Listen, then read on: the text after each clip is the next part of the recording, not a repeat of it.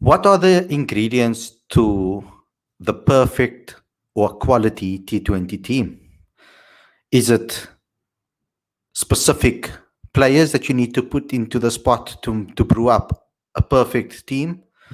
Do you have to have players in the certain positions to be able to make a combinations on the field to be able to put out a team that can become a world dominant team?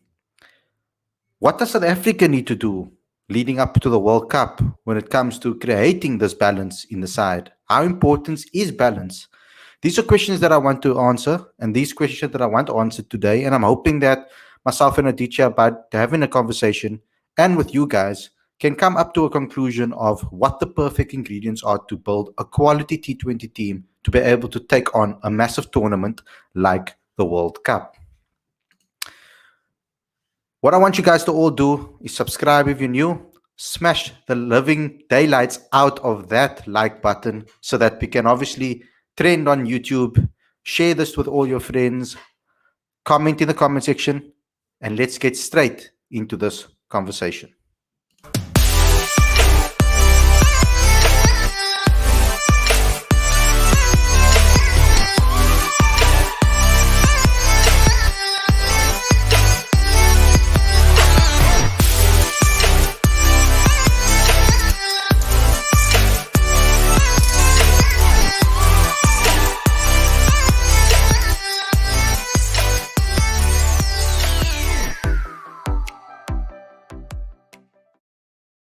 Hey guys, welcome to Cricket Fanatics Magazine. This is your daily show. I'm your host, Khalid Mahidin. This is the show where we talk about all the major talking points in South African cricket. And today we've got a very interesting topic for you guys. So please smash the like button first and foremost, and let's get started into the conversation. You know, South Africa is currently playing T20 cricket, and we know that the game will be tomorrow evening. So we did our preview and review of yesterday's game and the preview for tomorrow's game earlier on this channel. The video is on this channel. You can go check it out later if you haven't yet. Some good insights into there into what South Africa should do for the rest of the series or for the next game. But I want to go a little bit more general with this one.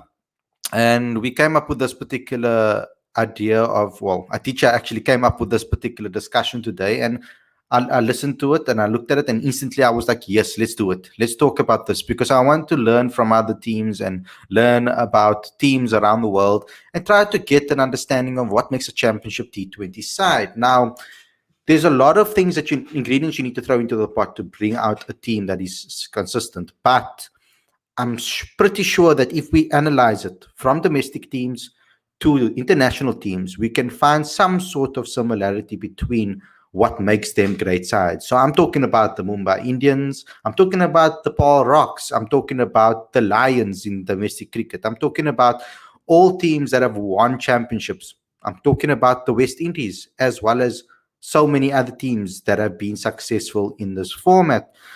So, Aditya, let's start with you. Maybe you can get my juices flowing and you can get my ideas to start running away from me so that I can get some insight or opinions on certain things and start to analyze this. But what do you think? I mean, obviously, you've been watching the IPL for so many years, seen so many great teams, so many champions built from scratch. And I think the IPL is probably the perfect identity to probably mimic, because as close as possible, because the IPL don't have any restrictions. They can buy wherever they want, and they can build a team wherever they want. At any point in time, they can pick and choose who they want to formulate this incredible team.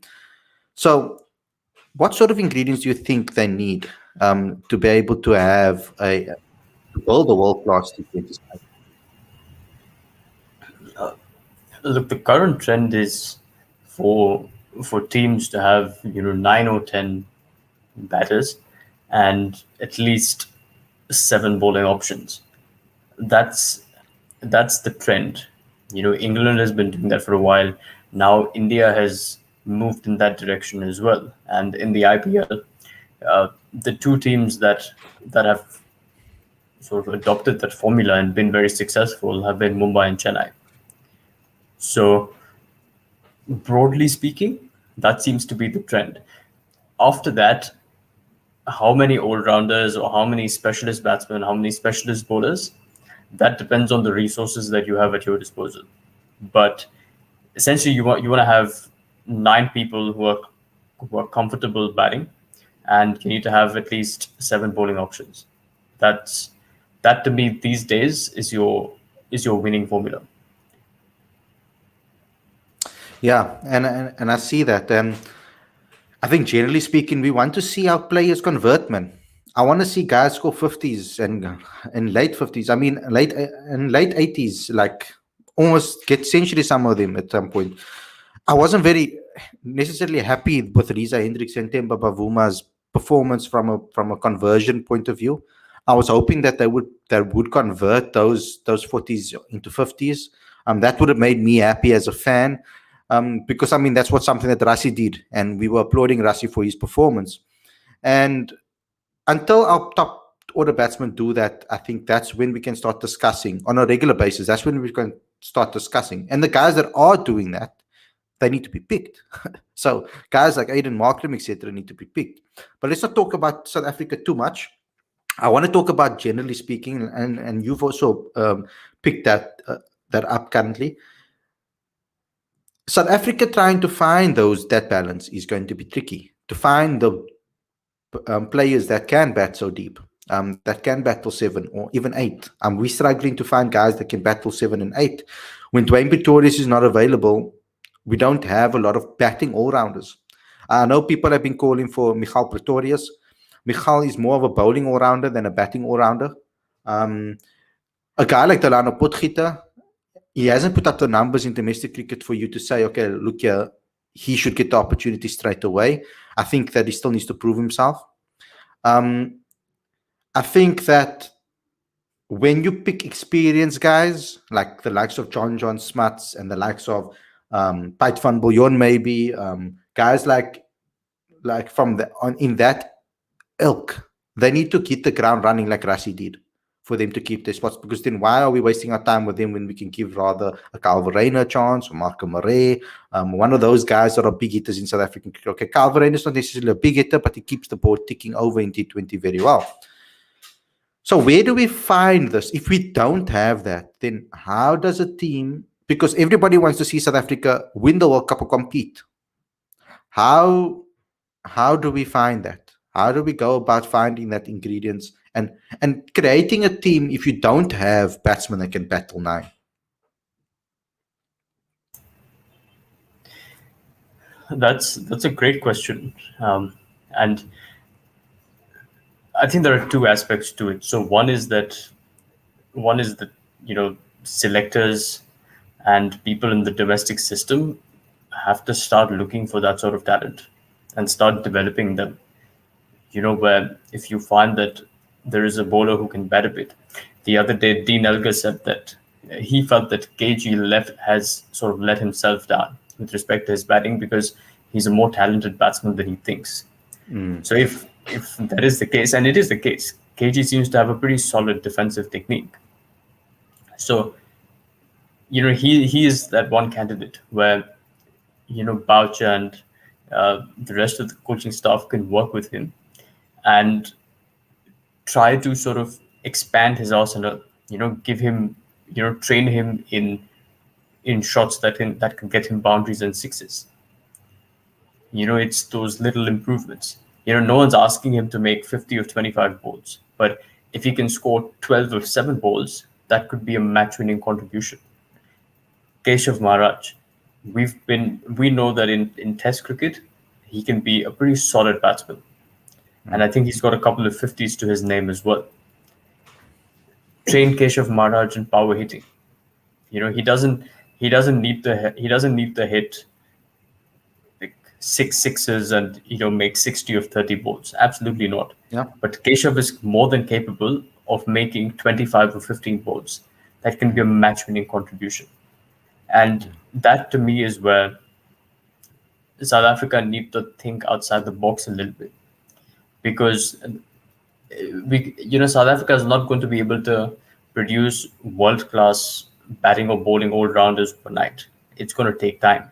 But given the resources that they do have right now, this is the way to go, in my opinion. Shardul Thakur, for example, he was Shardul Thakur and Washington Sundar. they sort of led India's fight back in that test match against Australia at the Gabba. Shardul Thakur is a number 8 batter. Washington Sundar, before that game, had not played a first-class game in 4 years. So there's obviously some sort of behind-the-scenes work that they're doing in the nets that is preparing them for the battle ahead. And that, to me, is where South Africa need to work a bit harder. Yeah. You know, I don't know what the right answer to this is, but there are so many people that we can name as talented players. At what point do you decide, okay, they're going to get an opportunity to play international cricket? Because it is quite a big step up from the international cricket, from domestic cricket to international cricket. We've all come to understanding that there are so many young talents that we've seen play and maybe not hit the ground, then did not hit the ground running as we may have thought they would. And injuries and a lot of other things get involved as well. But we saw Jacques Snyman, for example, get a chance. And there's so many South Africans also that struggle against spin. When India came down here in South African conditions and bamboozled us with two of your spinners, with Chahal and Yadav, sorry. I mean, we were completely destroyed by two spinners, 32 wickets in the series. It was unbelievable. And we sat there with the batting coach telling us that no, he has an unorthodox action and they're not used to seeing the ball coming from that degrees and from that height and with that particular action. And I'm like, what does that matter? I mean, read the situation, read the balls, watch what others are doing and what they're doing wrong. I mean, there must have been enough videos to analyze it. Yes, I understand that you can't play again. Until you play against them, you wouldn't know. But you need to understand that there's a lot of difficult parts about when it comes to this picking a team. It's not as easy as just take anybody and put him in the team. They need to have the right qualities and they need to have the right abilities and they need to have done it at domestic level first and foremost on a regular basis before they can even think about doing that regularly at the international stage.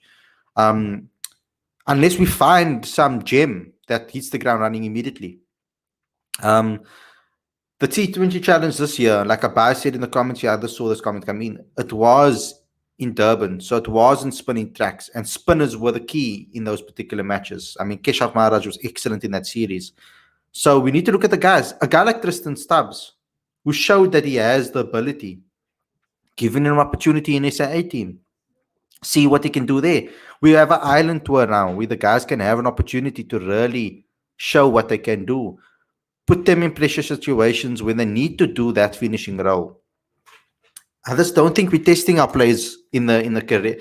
We're not testing our players in the right situations. And I think that currently we're not picking.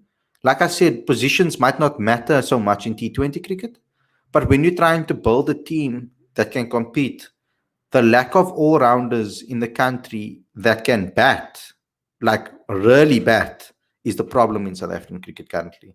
And we might have that answer in a couple of years' time. It's like I always say, we have so much talent, like Marco Jansen, Dwayne Jansen and his brother. We've got Bryce Parsons. We've got so many all-rounders, Gerald Coetzee, and some other all-rounders I can also mention that doesn't come to my mind right now, that are on the brink of getting that opportunity, but they're just not there yet. They just need some time to settle in and play domestic cricket first and foremost, and get the ball rolling first before they can get there.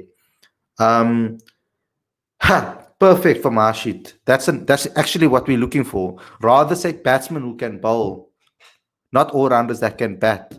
And that's exactly what South Africa needs right now. We need some batsmen who can bowl, and not just bowl like averagely. We're talking about the guys that can really bowl, you know.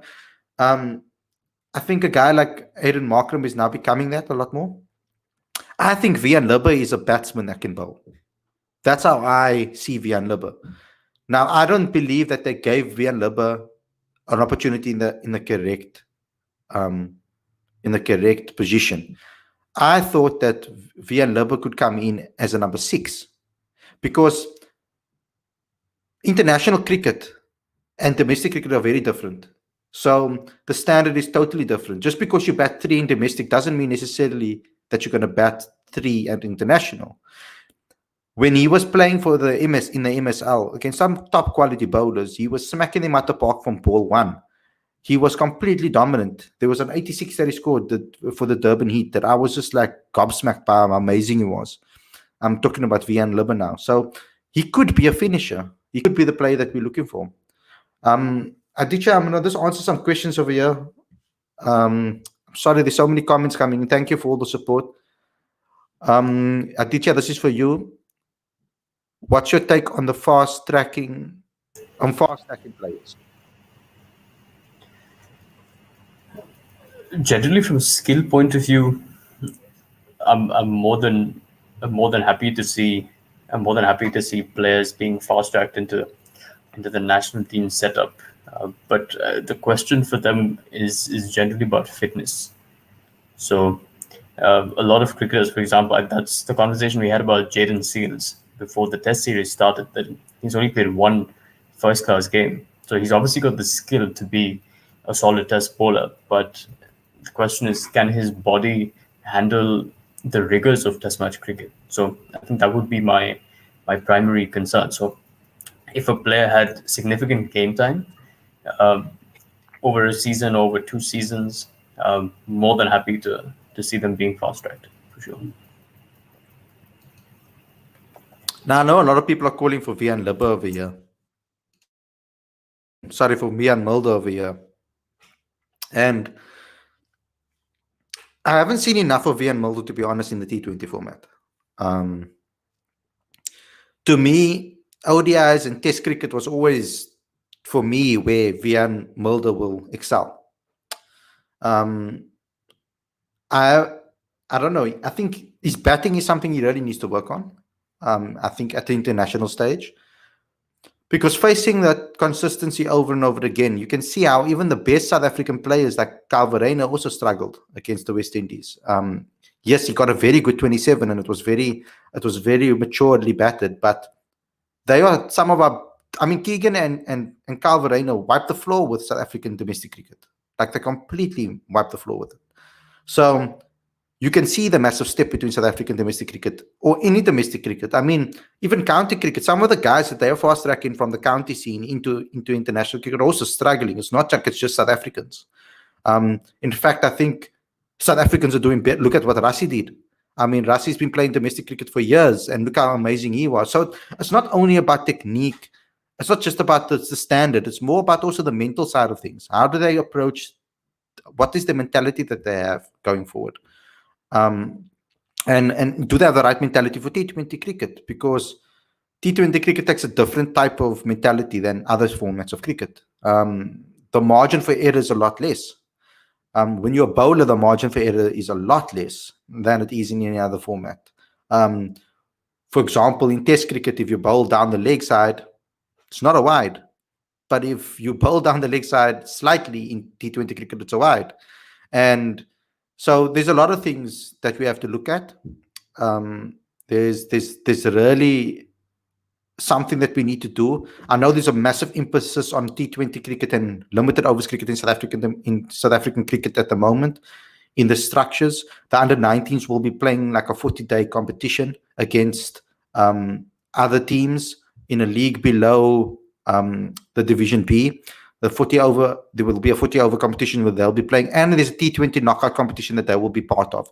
So they're putting a lot of emphasis on the next generation and the shorter format. So hopefully that will be able to improve, because I think South Africa really are pushing to become World Cup winners. That's something that has been lost to us for so long. So white ball cricket is so important. Just a final words from you, Aditya. This question that we've posed it's a multifold question, and to be honest, for it to really reap the best results that we're hoping for, that approach needs to begin with the grassroots. And coaches, Mark Barcher and his coaching staff need to be in constant communication with coaches down the line in domestic cricket. And they need to communicate the needs of the team, the needs of international cricket, and groom players in that manner. Only then are players going to be able to really understand their role and then make it make it big on the international stage. And I think that's important, because if a player comes in just as a pure batsman and then at the international level you're asking him to bowl a little bit of spin part time, it's going to be difficult.